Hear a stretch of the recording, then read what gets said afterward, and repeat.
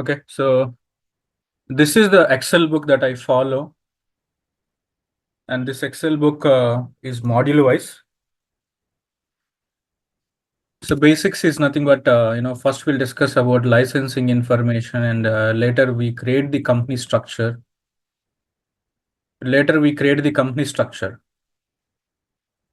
So company headquarter, company is having how many businesses, and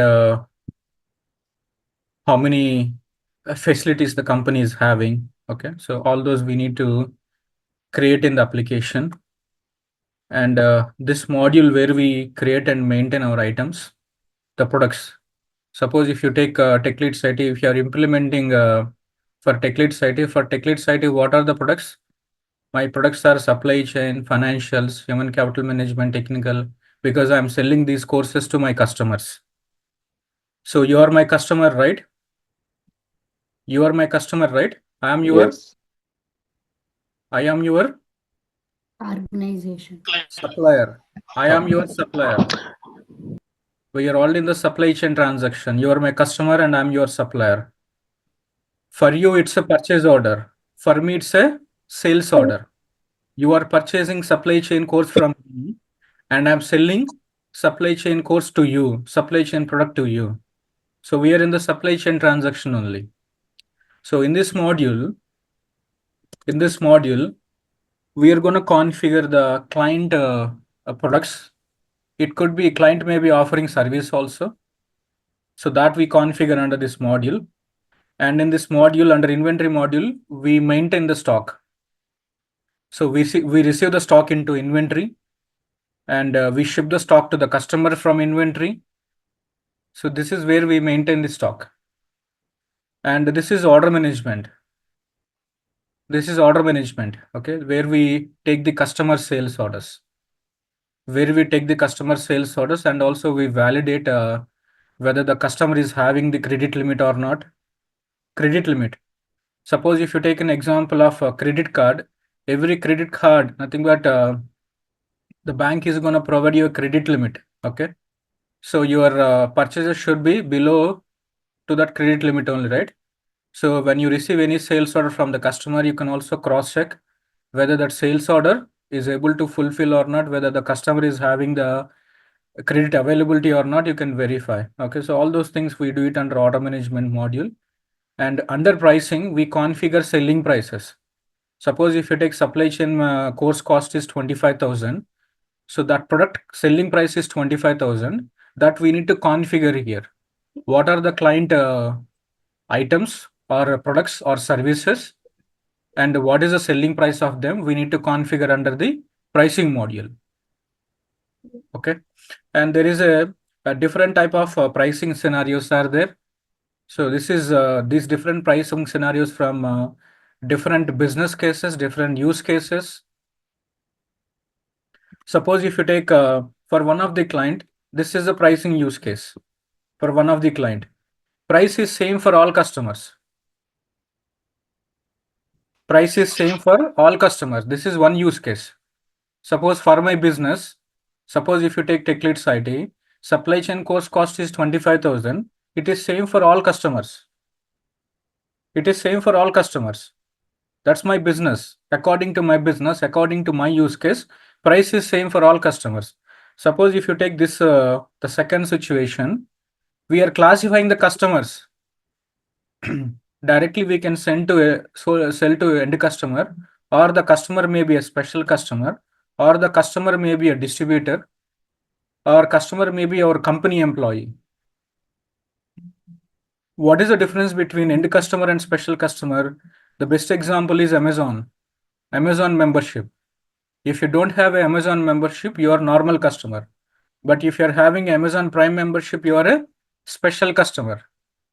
So definitely there would be a difference between normal customer pricing and then special customer pricing. And when you're selling to your employee, generally when we are selling to our employee our own products, we don't generally take take profit out of it. So we sell cost to them, to our employees. And distributor, we sell to distributor, and distributor again sell to their customers. So we need to definitely give better pricing to the distributor. This is one more use case. And this use case is price can be different from region to region. For India region, price is different. For US region, price is different. For UK region, price is different. The best example is iPhone. iPhone cost in India different, in Middle East country different, and in US different, right? This is one more use case. And this use case is, so this use case I faced in one of the project. The customer may be a small customer, medium customer, and large customer. Definitely for large customers, we are getting more sales from them. So definitely we should give better price to the large customers. This is one more use case. You can classify customers into your existing customers or new customers into small customer or medium customer or large customer. Accordingly, you can derive the pricing to them. So these are the different business cases on the pricing side. Okay, so this will discuss in the coming classes. Next, this is about procurement. Under procurement, we have different modules. All those different modules are covered here. All those different modules. And while I'm covering the Fusion applications concepts, I will compare with Oracle EBS, because if I compare with Oracle EBS, then it is easy for the folks that who are working on already Oracle EBS, easy to understand the Fusion application. I'll do the comparison with Oracle EBS. And using these modules, only this procurement, it will take 1 month time for me to finish. 1 month time, because I'll be dealing details into each and every topic. Okay, so I'll be covering all these modules also. It will take minimum 1 month time. Okay, 25 hours minimum I need to complete this module. Because why 25 hours means, as I mentioned in the demo, only approvals. I'll be covering approvals in the procurement module. Only approvals, to cover all the different approval hierarchies, I need minimum 6 to 8 hours time. Minimum 6 to 8 hours time. Okay, that's why procurement and order management, these two modules, it will take 2 months time, and remaining module it will take 1 month time. So that's why this course will be for close to 3 months. So if I exclude Saturdays, I mean Sundays, we don't work on Sundays, and there could be a festivals and all. If I exclude all of them, so totally it will be close to 3 months course. Okay, and under procurement suite, so from here we create requisitions, from here we create purchase orders. We also onboard suppliers under the purchasing module. Here we do the bidding. In this module we do the bidding. So before you purchase something, so you're gonna do your research, right? Suppose you want to purchase a laptop or you want to purchase a mobile, you're gonna research according to your budget. I mean, which phone is good, and after that only you'll purchase. Similarly, here also we have to research. We have to do the bidding. Okay, hey, I want 1,000 laptops. 1,000 laptops. What is the cost? Then we send that to different companies like Samsung or Dell or Lenovo and Apple. And once we receive the quotation from them, we'll identify the best quotation according to the price, quality, and then payment terms and service details. Accordingly, we'll choose best company, and then we place a purchase order of 10,000 laptops or 1,000 laptops to that company. We do the bidding process here. Okay, and if you're interested, you can create a contract with that supplier also. You can create a legal contract with that supplier, legal contract. Okay, and we have costing also, which I'm going to cover. And this one, this is as part of the order management, distributor order orchestration. If I talk about do now, you'll be not able to understand. Okay, so regarding do, I'll give you in fact a high level explanation also. I will give you once I started this module only. Okay, if I give now, you'll not be able to understand what is a significance of do module. Okay,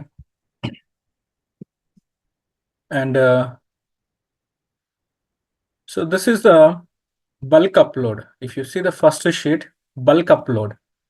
So we need to upload the customer data, the client data we need to upload into Fusion application. Before using Fusion application, client may be using some other legacy system. When I say legacy system, the old system. When I say legacy system is nothing but older system. Client may be using some older system. In that, client may be having all the data like the customer information, supplier information, item information, okay, category information, all those client related data we need to bring to the Fusion application. So for that, Oracle provided three techniques to upload. This is bulk upload. To upload any data into the client environment, nothing but Fusion application. These three techniques provided by Oracle. So these three techniques we'll discuss in detail in the coming classes. Okay. But every object, these are the different objects that we upload.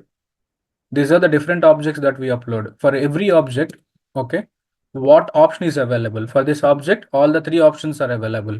Either nothing but company locations. Company locations you can upload into Fusion application. Suppose your company location, let us take 20 locations, you can create manually, or 100 also you can create manually. But if your company is having lot of locations, let us take 20,000 locations or 50,000 locations, then you need upload capability. So for company locations to upload, Oracle provided all these three options. All these three are available. Okay.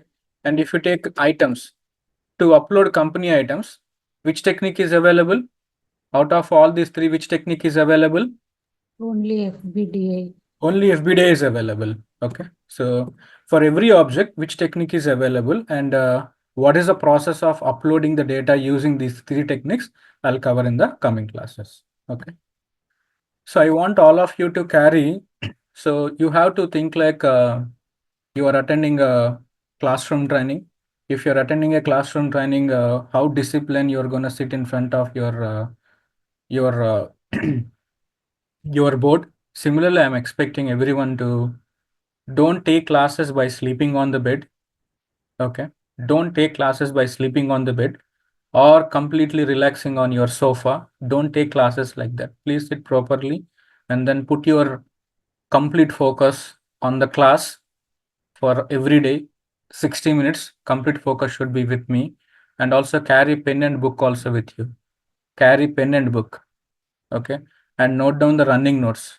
So you know you may not be able to concentrate parallelly to capture the running notes, but at least you put it to it, and what is discussed today before the session get closed, you note down what is discussed today, and before you are attending the next section, just recap what was discussed yesterday.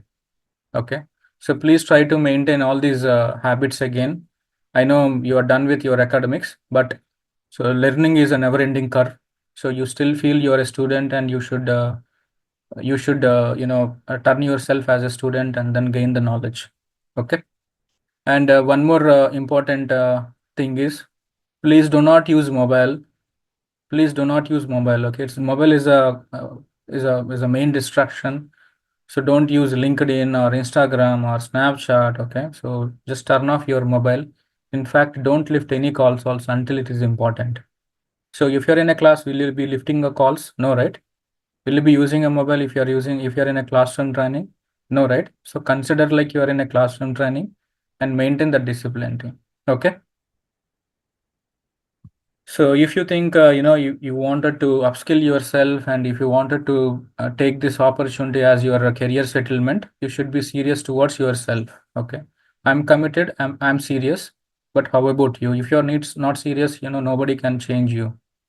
So you should be serious, and if you have taken a commitment to start, and then you should end it properly. You should end it properly. Okay. Okay, So Krishna, sure. yeah, thank you. Thanks for the understanding. And suddenly I may ask you to turn on your videos also, because I don't like to take the classes by sleeping on the bed. Okay. So sometimes, accidentally their videos get turned on and I see they're sleeping on the bed and listening to the class. That is not a right posture. Is it a right posture to attend classes by sleeping on the bed? Okay. For everything that we are doing, there is a right posture. So you should be in that right posture. Okay. Now, yesterday we were having a discussion about licensing also. Okay. So we'll get into the project stuff. Okay. So before any project starts, what happens? Okay. That we'll discuss. So many consultants who are working on Oracle Fusion applications also, they don't know about it. Okay, they get assigned to a project and they start working on their daily activities from day one.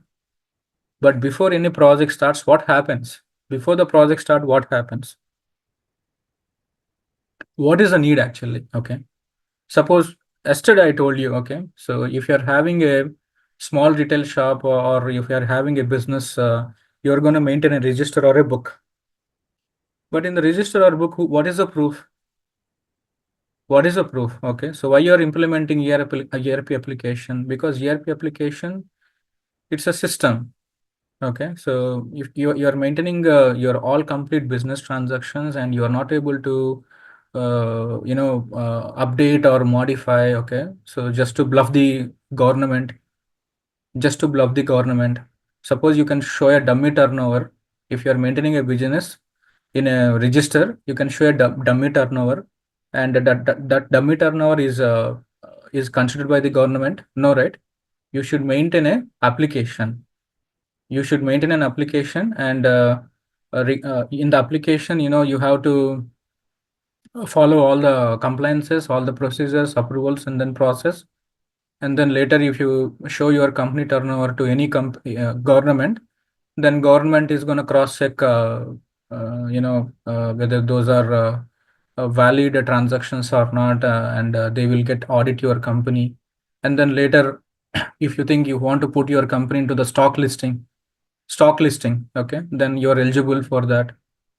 So any company, okay, that has a decent turnover and that is thinking about a future to grow, then that companies has to implement ERP applications. Okay, and suppose if TechLead site decided to implement ERP application, what I have to do is I can do one thing. I can directly approach Oracle. Directly approach Oracle. Okay, I can simply go to, okay. Always for sales, it's a red carpet. Always for any company, sales is a red carpet. Okay, so you can easily talk to them. So see here, if you go to oracle.com, so you can chat with them and you can call them, and you can explain them. First of all, you have to explain them. What you need to explain them? Hey, I would like to implement procurement. I want to implement financials, and I want to implement inventory module. So for inventory module, I have 10 users. For purchasing, I have 5 users. For finance side, I have 5 users or 10 users, and I want subscription for 3 years or 5 years. You have to provide these details to Oracle, and Oracle is going to send you the quotation. So once you approach Oracle sales team, based on your requirement, Oracle will send you the quote. So we can actually negotiate on that quote. So once Oracle sends you an approximate quote, you can negotiate on that quote. And after negotiation, Oracle will be sending the final invoice. Again is the final invoice, you can make the payment. Again is the final invoice, you can make the payment. And once you make the payment, the point of contact is going to receive an email from Oracle about the application login. Okay. Suppose you don't know anything how to buy the license also, you no need to worry. What you can do is you can approach to a company. You can approach to your implementation partner. Nothing but you think Infosys or TCS or IBM, or if you think these companies are your best fit for the project implementation, then you can approach those companies. Those companies is gonna mentor you. Those companies is gonna educate, or they will take the inputs from you and they will buy the license for you. Okay, and of course they will also get some margin. Okay, suppose if Wipro is dealing and Wipro is buying the license for you, then Wipro gets some sales benefit from Oracle. Okay, and after purchasing the license, who has to do the implementation? Here two options are there. For TechLead site, here two options are there. Either I can hire my own IT team. I can hire my own IT team, supply chain consultant and financial consultant, nothing but PaaS consultant and SaaS consultant. I can hire them, my in-house IT team, and we can do the implementation on our own. Or else, what I have to do? I need to identify my implementation partner. I need to identify my implementation partner. So what I'll do is I'll be preparing an RFQ. Sir, what is meant by RFQ? Request for quotation. Request for quotation. I'll be preparing a document. In that document, I'm going to mention, hey, procurement and financials and HCM, HR modules. I want these modules to be implemented. I'm into education, edutech industry, and I have operations in India and I have operations in US. And my volume of transactions are going to be so and so, and my turnover of this company is so and so. My total employees are going to be so and so. Because how you will come to know whether the company size is big or small based on their turnover, and based on their existence also. That company is into how many countries, that company is having how many different types of businesses. So all these are the factors. So all this information you have to put it in a document, and that document you can send to those companies. Okay. And the TCS or Wipro or IBM or Infosys, Infi, they will be verifying the details that you provided, and accordingly, they will provide you the quotation. Okay. You can identify which is the best quotation. Nothing but uh, you can go with that company after identifying the best quotation. Okay. So once you identified a company, suppose let us take you found Wipro is good. I mean, it depends. Okay. It depends you cannot say why you like white color, why I like yellow color, why somebody liked red color. Can you ask those questions? Okay. It depends. Okay. Some people they like Wipro, some people may like Infosys or TCS or Deloitte. Okay. We don't know. So whatever the company that you like, and that company has given you right budget, and you have a trust on that company, we go with that company. Okay. So what happens after that? What happens after that? After that, suppose let us take, we go with which company team? We go with which Wipro. company? Wipro. We go with Wipro. Wipro. Okay, we'll go with Wipro only. Okay. From the Wipro side, a delivery manager get assigned. This delivery manager is handling different projects, not only your project. No, if your company is registered, that is enough. If your company is registered, that is enough. Okay. No, your company should not require any Oracle license. I mean, if you're an Oracle partner, that is fine. That is good. That is a added advantage, but it is not mandatory. It is not mandatory. If your company is an Oracle partner or not, it is not mandatory. But your company is registered or not, that's mandatory. Okay. Shailesh? Hey Krishna, what if the company is Oracle partner? What will be the added benefit for them? Okay. I mean, So, like, will they be part of, their bidding process every time when Oracle gets a project? no. One major, the reason for Oracle partnership is not free. Okay, if you want to get Oracle partnership, it's not free. You have to pay. Mm-hmm. Okay, you have to pay on yearly basis also. You have to renew, and there are some guidelines that you need to follow. So one of the guideline factor is your company should have 100 certified consultants. Nothing but your Okay. consultant should complete certifications very frequently. Nothing but your company consultant should upgrade their knowledge on frequent basis. Okay, that's one of But the 100 quality. certifications will be I have not. taken an example of 100 certifications. Okay. Okay, it's Okay. different from company to company. Okay, that is one of Okay. the qualification partner. That's one of the qualification criteria for your company to apply for Oracle partnership. Okay, one major advantage is, so when you're an Oracle partner, if the Oracle is selling the product to any customer, that customer details will be shared to you. So you can approach them and you can talk about your company capabilities to get the project from them. Okay. So So that's Oracle, when the pre-sales once, comes into place, right? correct, yeah, correct. Okay. Once, Okay. suppose let us take, I'm purchasing directly TechLead IT. Okay, TechLead IT directly purchasing product from Oracle. Okay, Mm-hmm. so then Oracle is sharing those details to the partners. And then Yep. partners are going to approach the TechLead site. Hey, you purchased a license. We would like to work with you. We would like to do implementation for you. this is our capability. If you given a time, we can project or we can present ourselves with you. We can discuss further. So we'll initiate a Yeah. conversation, and then if you are able to grab that project, then that's one more advantage. Okay. Yeah, understood, Krishna. Thank you.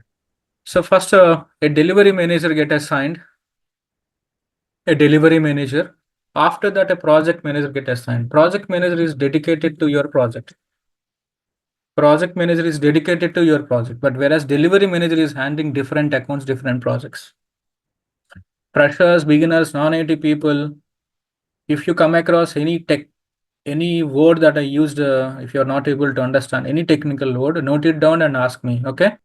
So once a project manager identified, then the project manager is going to identify the project team.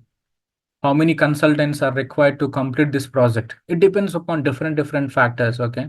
Yesterday, somebody was asking, how about project team size? It depends. I reversely asked that question to that lady.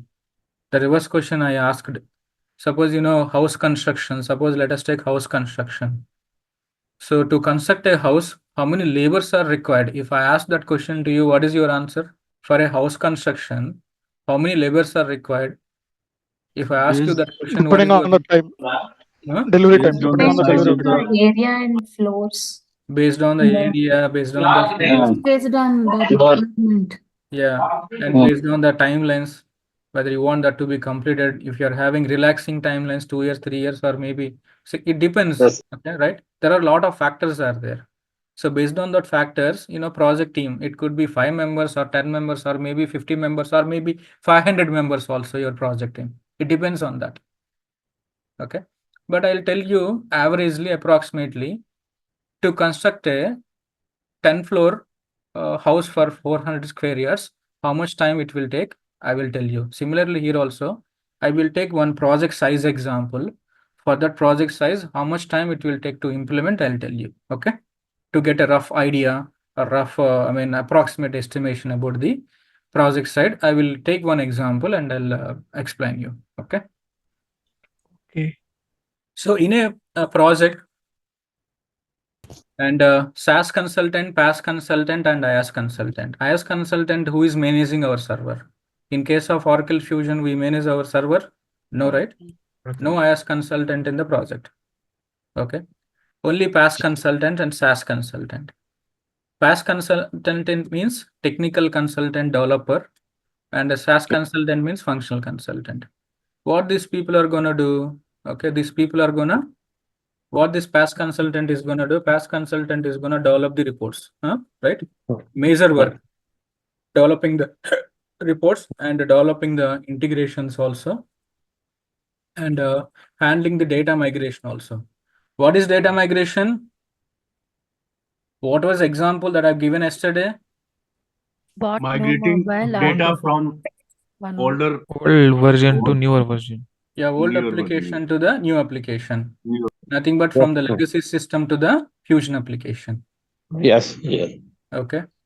That's called data migration. So not only these three, there are other activities also there that will be taken care by the PaaS consultant. And what we do, we configure the application based on the client requirement. So in the application, suppose you have to create a company entities and company locations and a company approval process. Okay. So all those we create in the application as a SaaS consultant. Okay. How many SaaS consultants are required? How many PaaS consultants are required? Okay. So that depends upon the size. But so here, suppose if you take an example, we decided to implement a procurement module and order management module. Okay. And from the finance side, receivable module, receivables from the financial side, payables and general ledger. And from the HR side, core HR module. Let's take an example, payroll module. Payroll module. These two modules are related to our area.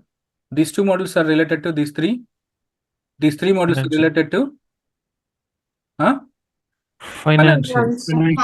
Finance. Okay. What we do from this module, suppose if you purchase the stock from your supplier, you have to pay to your supplier. Anything, any money that you are paying, you pay from the payable module. Paying salaries, paying rent, and paying to your supplier, that is done from the payable module. Okay. What is receivable module? Receiving any money that you are receiving, you have to receive from the receivable module. Once you selling any product to the customer, suppose I'm selling a supply chain course to you, so I'm gonna create an invoice from the receivable module, and I'll be receiving the payment from the receivable module only from you.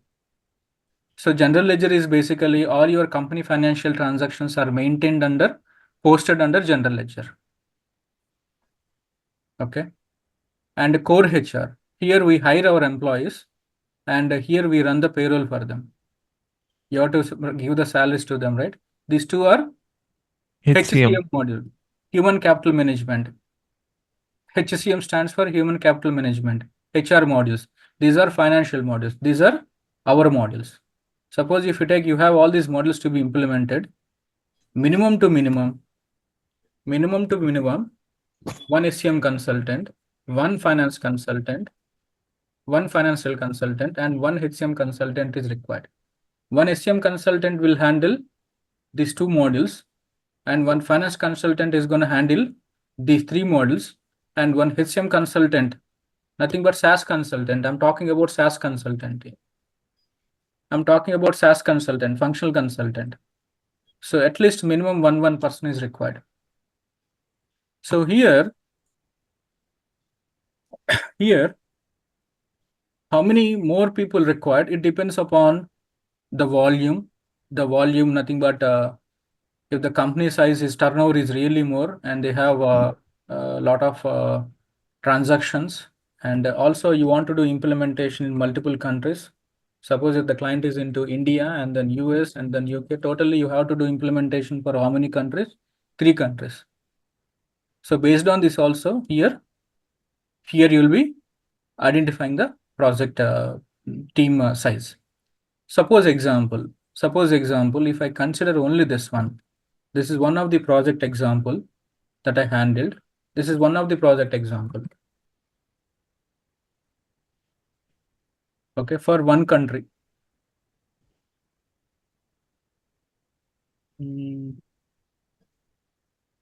Okay, for one country. For Singapore, let's say this is my project situation example I'm taking here. So this is our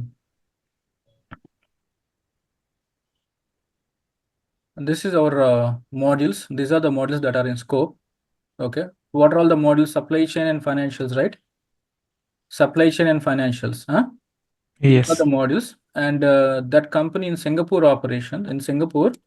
That company, if I classify that company operations into low, medium, large, medium size company, that is. Okay.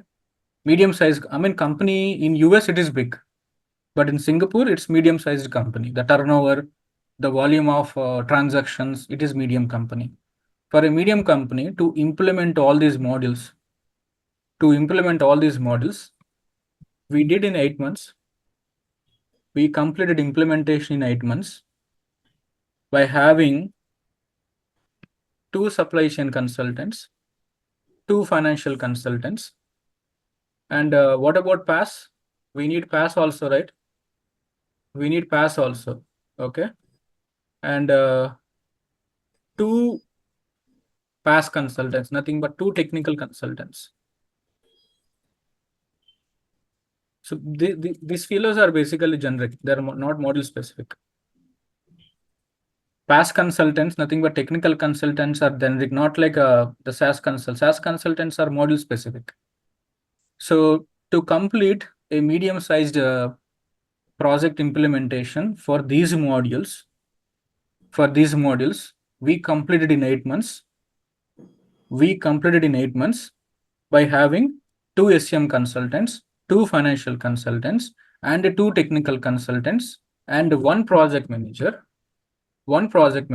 and 1 solution architect is also there. one solution architect is also there. Solution architect.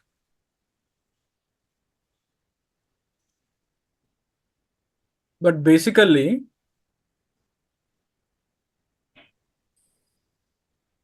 Sir, what is the behavior of the solution architecture?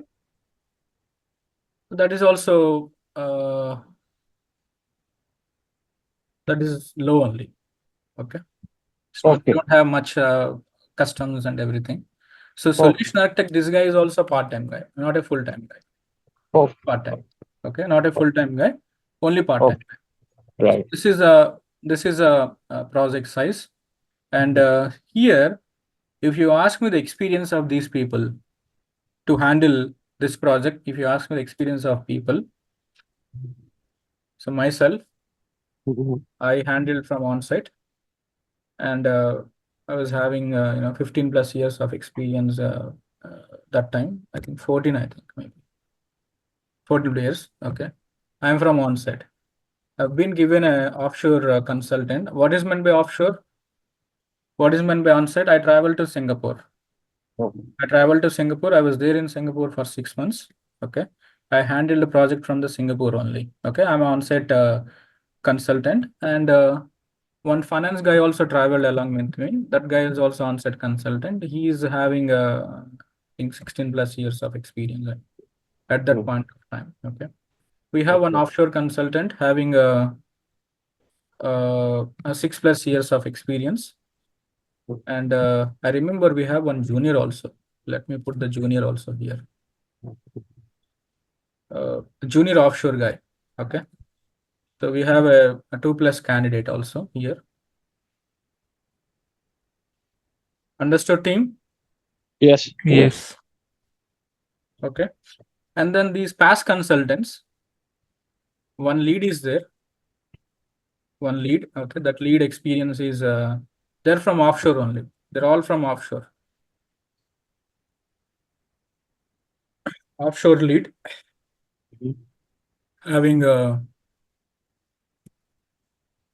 10 plus years of experience, and one more offshore technical resource is there having experience of 6 plus. Okay, so here one thing you have to observe is if there is lot of customizations are there, a lot of solutions if you have to provide, then this people count is going to be more. If there is lot of you need to customize your application, then you need more technical people to be in the project. Okay. So this is basically the project size and experience level and the project execution model also. So here project is getting executed on on-site and offshore model, right? Huh? On-site and offshore model, right? The project get executed. This is one of the implementation that I handled back in 2018. Okay. This 8 months includes reports also, report development. Everything, madam. Go live. I would say go live. Nothing but closure, project closure, including the support also, including a 4 weeks warranty support. So approximately how many reports were there, like custom reports? I don't remember the count, madam. Okay. It was really old. I don't remember. So including 4 weeks support, this one. Okay. But anyway, who will take this decision? Your project manager. Okay. Your project manager is going to identify the project team because your project manager has handled a lot of projects. So he knows how many consultants are required, to handle that project based on his experience. So that's how he identified the project team. And he may also onboard or offboard the consultants into the project any point of time. There could be a wildcard entry also there and wildcard exit also there. Okay. So before any project starts, this is what happens. Okay. And then later we'll discuss about how a project is going to be started and what is our work in the project. Okay. That we'll discuss from tomorrow. Tomorrow also I'll cover project types also. What are the different types of projects are there and what is our work in each project. Okay. That we'll discuss in tomorrow's session.